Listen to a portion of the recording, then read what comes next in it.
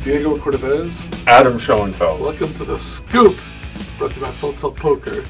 And today we have Scott Clements with us, who has won 2 bracelets at the World Series. He's won a big WPT $1.5 million first prize. And I was actually somewhat surprised to see he has almost $5 million in lifetime earnings, because he seems to maintain kind of a low profile. He's already a veteran. He's not one of these super young guys, even though compared to us, he's young. He's had poker results dating back 6-7 years now in major tournaments. And this year, he made it to the final 2 tables of the main event. So he had a deep run, and almost as deep as you can go. Glory, right. Almost a big glory. He's an engaging young man, and we're going to talk to him about all those things. Now, I saw somewhere, and my information could be wrong, then we'll just edit it out, that this year you really dedicated yourself to evaluating, reforming, working on your game with the help of some of your friends and some of your peers, which I thought was incredible because you've had enormous success, almost $5 million in wins over the years, and big tournament wins. But is this true? Was this kind of a dedicated effort?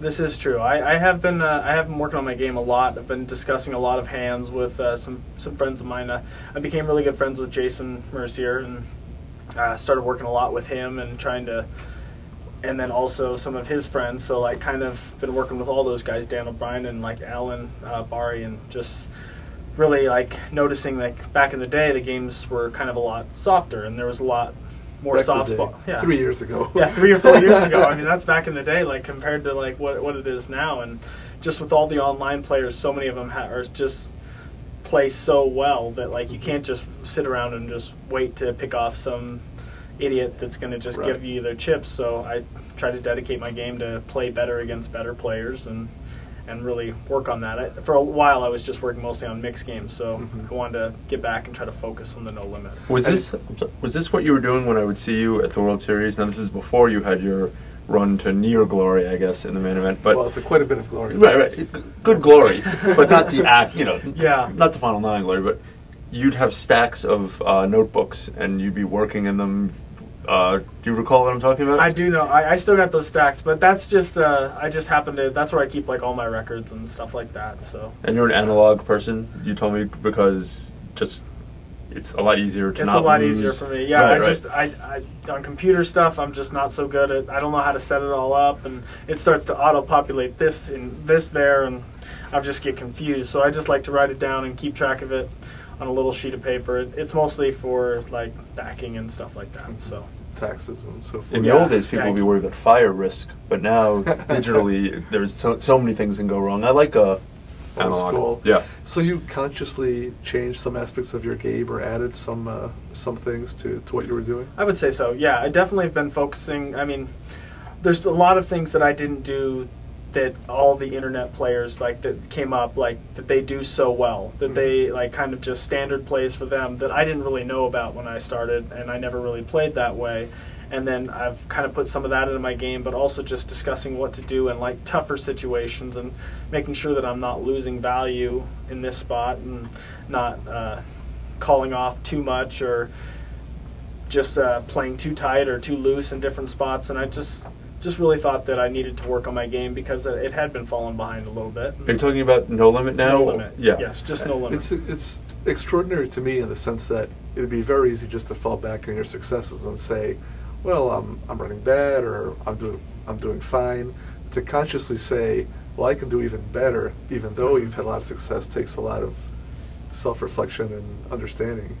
I always try to focus on like the mistakes and not like try to pat myself on the back if I make a good play. I've always tried to remember the hands that I played poorly so I don't do that again. And I just really want to always do that. Do you ever have a sense of embarrassment? Now, some of the guys you mentioned, not that I'm saying that you should be embarrassed or anything, but they're really good players. Jason pops to mind, and sometimes I'm hesitant to share a bad hand history with my friends because, like Diego or Jeff will just read me. Because we're just much meaner. And it's not constructive. They just beat me down. Mean. Yeah, He's not just going to go like lightly. He's going to be like, no, you played that hand like an idiot. What are you doing? But so I mean, that's I think funny it's good because he's such a nice, Yeah. fellow. That surprises me. That's fun. Yeah, I think it's just more that like we've kind of like gotten, we've talked a lot like about hands and hang out a little bit here and there with on the circuit. So I mean, just becoming closer friends, you're able to be a little bit harsher, and it's good to hear it in a harsh way. I mean, if you can't tell someone in a harsh way, you probably shouldn't be talking hands anyway. And it's like they used to say about Bobby Knight, if you just listen to the content of what he says, it's quite valuable, and then if you can disregard the manner in which he's berating you.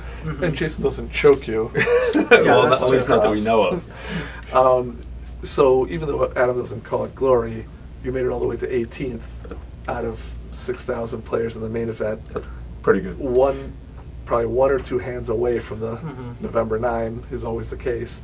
So a lot of these concepts that you went over, a lot of these changes you made, did they specifically apply to the main event? Because the main event is kind of its own unique event as well. I think the main event was probably one of my strengths because there's so many players and there's a lot of weak players, and that was the best part of my game, is addressing who are the weaker players at the table and not playing high risk against other strong players, but just kind of waiting for my spots and playing a few more hands against weaker players when I can take stuff away in different spots. So I mean, they definitely helped me, I mean, in some spots for sure, and like making sure that I do not make mistakes that I could be making, but I definitely feel like the main event was one of my stronger games to be playing. In the end, and they haven't really shown it on ESPN yet, in the end, was there any hand or hands that you look back on and have any second thoughts about it, or was it just you made your run and it just came up a little bit short, but it was still a great run and no regrets?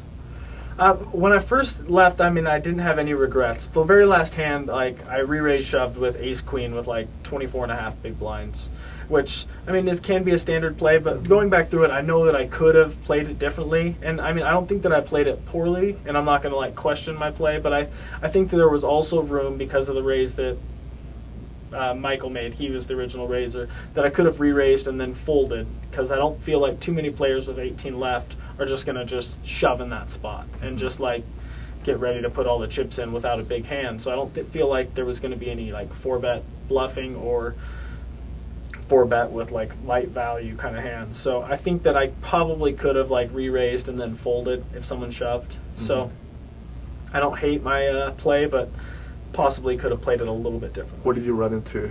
I ran into ace-king. Michael raised, from the cutoff, and I was on the button with ace-queen, and I just shoved for like just under 5 million at 200,000 blinds, and then Matt Jarvis had ace-king in the blinds. So I could have made it like 1.1. Right. Part of the reason I shoved was because Mizrachi does like to call and see a lot of flops.